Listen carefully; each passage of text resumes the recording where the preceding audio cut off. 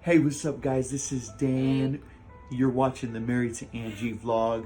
Wait a minute. I know it has been so long since we've uploaded a video, but if you have followed our journey to parenthood, then you know it has been a challenge, an uphill climb, a struggle at times, but we are back, and we want to introduce you to DannyBoy. So in this video, I want you to get to know my son just a little bit, and also just recap on some of the journey getting here, and maybe a little bit about the labor as well. So yeah.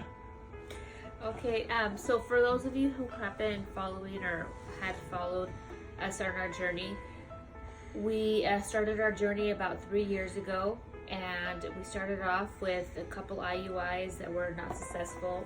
We went to the IVF. In the process, we had 28 eggs, and 2 of them turned out to be good embryos.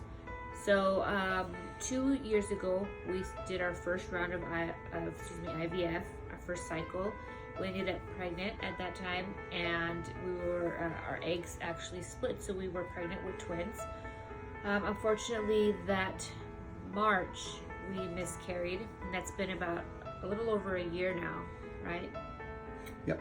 And so it hit us really hard because we were believing that it was going to be a success all the way through. You know, we were going to have birth. twins. It was just a big shock. Yeah. How could this have happened? How could God have, let us down and things like that? Just a lot of doubts, and it was just really something that began to build our faith and trust in God through this journey. So we took about a year break, just to heal and recover, and that's one of the big reasons why we have not filmed, but continue on. So last November, we decided we wanted to do our second round, or second embryo, our only embryo that was left. We wanted to do that. So in November we did, and it was a success, and here is our little baby. His name is Daniel Luis Chavez. My full name is Luis Daniel Chavez. So we went ahead and just flipped that, and Reversed it. he goes by DannyBoy. Little DannyBoy. So our actual pregnancy was fairly good. I mean, there was no real complaints, except for restless leg syndrome, which was probably the worst. Restless legs were far worse to me than waking up with leg cramps in the middle of the night. Why? I don't know, but it bothered me. Other than that, our whole pregnancy was great. My feet didn't ever swell. I didn't have any wacky cravings. I did have cravings, but nothing extraordinary. And She was very hormonal, okay? I'll have to say. Yes, I was, and emotional for the most weirdest things. As far as bringing baby into this world, that was a whole miracle in itself. I mean, first we had the miracle of the IVF being a success, and then we had the miracle of his actual labor and delivery. Tuesday, which is last week, we started having our contractions around 9 p.m. Earlier that day, we went into the doctor's, and she had checked, and we were at 3 to 4 centimeters dilated. The funny thing is I'm that far dilated at that time in the morning, and hadn't really felt any cramping. I mean, cramping, but nothing like a contraction or anything. Nothing very serious.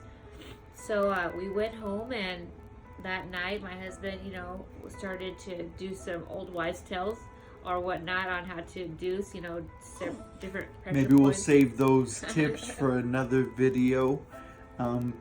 We tried a few recommended things to induce labor, and we were just consistent with it for the entire evening, and then it came quick. So at around 9 p.m. I actually started feeling what at this time I had said, Daniel, I feel cramping. I would tell Daniel always I'd feel cramping. He's like, they're not cramping, they're contractions. And I told him, believe me, there's going to be a difference between what I feel now and what I'm going to feel. So I just got up off the couch and I told Daniel, I'm having a contraction. I'm having a contraction. So, No. She turns to me and says, this is not cramping. This is a contraction. And then from that moment, we know it was getting real. So we went on our phone and connected a contraction timer app and started timing the contractions. At that point, they were about 6 minutes apart, but still consistent. They were about 6 minutes apart. I could withstand the pain. It wasn't something that I was freaking out. I mean, I had to breathe through and just concentrate through, but it wasn't anything that was too serious. So about 10 o'clock, 10:30, roughly around there, p.m., I decided to call the hospital because, you know, it was happening closer from 6 minutes, and it'd go to 5, and then it bounced back, and the timing was just weird. And so I called the hospital, and the nurse said that I was in early labor. She said, you know, take a bath, take a shower, whatever you want to do, take a nap, and then come in later, you know, the next morning or whatnot. I had a whole full time to be, you know, labor at home is what she was thinking that I could do. Anyway, so after I got off the phone with her, I went and took a shower, and, you know, as I was showering, the contractions came on a little bit more stronger. Every time I'd have a contraction, I'd be screaming at my husband to set the timer or, you know, the app. And after I got out of the shower, the contractions were far worse than anything I had experienced in that time. So I told Daniel, I started actually doing stuff in the house. We had our baby stuff packed and ready, but spread throughout the house. She starts commanding me to take things out to the car, get the stroller, take it out, or the car seat, take it out to the car. Take the gift baskets for all the nurses, take them out to the car. Take the diaper bag, take it out to the car, and here I am, just, you know, following orders until she finally says it's time to go. And you know, the funny thing is my husband, he was not believing me. He's like, no, we still have time. The nurse said, we're gonna rest, but if you want to go, you know, and spend all these hours waiting at the hospital, we can go. And I was like, no, this is not good on my part. It felt very painful, and honestly, I felt the sensation to go to the bathroom, like just the pressure down there, like you want to push or something.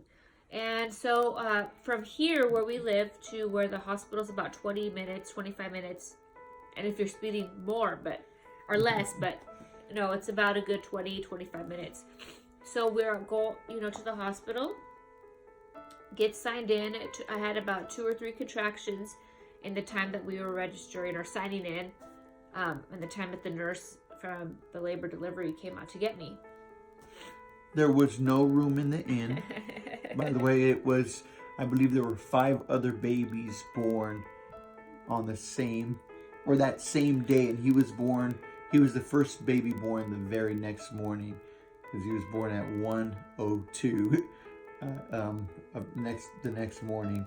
But nonetheless, let's speed them up here. Okay, so to just let you know, we got to the hospital a little bit after midnight, and they took me back and put me in a room that wasn't even a room. It was more of like where they do some type of testing, and she was gonna, you know, have me undressed, check me and whatnot, and she ends up coming back, and by the grace of God, there was a room that had just gotten cleaned. They had transferred the previous lady to another room, and they got me in there. They got, you know, I changed into my robe, and they're like, we're gonna check you. The nurse is like, you're a little over 7 centimeters. And at this point, up to this point, I had told Daniel I didn't want epidural, but the pain was so severe, I actually told him, babe, I'm going to have some medicine in my IV or something, because I couldn't do it. She was definitely considering it. Throughout the pregnancy, she kept saying, don't let me do it. Don't let me do it. Doesn't matter how bad the pain gets. Don't let me take this. Don't let me get this epidural. And then the pain struck, and she just stripped me of all my power, and basically said, I'm gonna get it. I'm gonna get it. And so I had no real say in it. Not the epidural. I was gonna get the medicine that goes in the IV. You were considering that for girl. Yeah. Well, that was. So she's at 7 centimeters dilated, and we are a little bit surprised because that same day I think she was at what? In the morning, 3 to 4. 3 to 4. So we knew it was happening. The nurse said, "This is happening."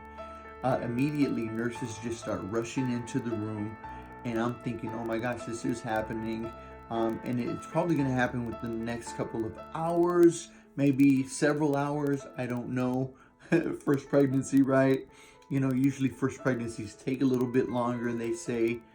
But it turns out that it was a little bit of a fib. The nurse didn't want to freak us out. Angie was actually dilated at a 10, and the baby was ready to go. So she didn't tell us that. Of course, she didn't want to panic us. Luckily, our doctor, which also works in the ER, was there in the hospital, and the ER was very slow that night, and they didn't have any patients. So our doctor was able to come in and deliver baby. So the thing is I was in so much pain. It was probably the worst ever. I had previously, before finding out that I was 10 centimeters, I had said to the nurse, I had heard somewhere that you can't have epidural past a certain centimeter. I told the nurse, I don't want epidural. I want you to give me IV. If I'm a 7, can't you just give me medicine in my IV? And she's like, that's when she confessed to us being, well, sweetie, you're a little bit more than... It's a little bit too late for any medicine. Yeah, she's like, you're a little bit more, I kind of fibbed, you're a little bit more than that. You're at 10. And for some reason, by God's grace and knowing that I didn't really want to take medicine, I felt as if I was almost sleeping during this whole process of delivering the baby. I was out of it. I saw there were several nurses. I saw people were coming. I'm afraid of needles, but the lady gave me an IV. I didn't even feel anything. I was almost like asleep, and I could feel the pain. But like I said, we had baby. We went at a little after 12, and baby, Daniel said, was born at 1:02. Angie did an amazing job through the pushing, through the hardest points of the labor. She was just, enduring it as best she could, and I just stood by her side the best I could. The nurses were great in helping us, through the process. But I am so proud of Angie, how she just brought baby home. And I don't remember anything. I don't remember what anything anyone said to me. All I remember is they would tell me push, and I'd push, and that's it. And here we are, IVF success on the second attempt, and this is DannyBoy. So go ahead and tell them a little bit about DannyBoy. DannyBoy was born weighing 7 pounds, 5.5 ounces, 21 inches long. I don't mean to be biased, but he's a very beautiful baby, and he's just the most cutest thing I've seen. Which any mother should probably think the same of her newborn, and that's yes. fair. He's very alert. When he's awake, his eyes are big, and he likes to focus on you when you're staring at him face to face. He loves to eat, so he's like me. He loves food. He just wants to be eating all day. And he's a little gassy. Yeah, he's breastfed, right? Being breastfed, yes. So one of his favorite things to do is have that baby and mommy time. He loves to eat. He loves to He likes his milky. And he's very strong. His arms, when we try to get him in his clothes and his legs kick up, he moves. His arms got to be going, and he's very strong for being only 7 days. And he's been like that since maybe the 3rd day. And we love him. We do. Yep. He's blessed us, and he's actually shown a side of both of us that neither one of us have seen. I mean, my husband is my superhero. He's done so much. Yes. I don't know. Only with the help of God we've been able to do this. There has been a couple of sleepless nights, but I think it's all part of being parents, and we're just happy and so blessed and just so overjoyed to finally be at this point. Yep. So the adventure has definitely begun. It has been an adventure this entire process. We just want to say that, you know, if you're out there and maybe you're in this journey as well, this journey to parenthood, and maybe have had some struggles along the way, we just want you to not lose hope. We want you to know that there's still hope. There is. This is our little miracle baby here, our modern miracle baby. and just hold on. Keep the fight. Don't lose hope. And we absolutely wish the best for you and your journey to parenthood. So, yep, that's it for this video. Yep. So feel free to continue following DannyBoy's journey here by just liking this page, or of course subscribing if you're watching this on YouTube. And good seeing you all again, and we'll hear from you soon. Bye. Bye.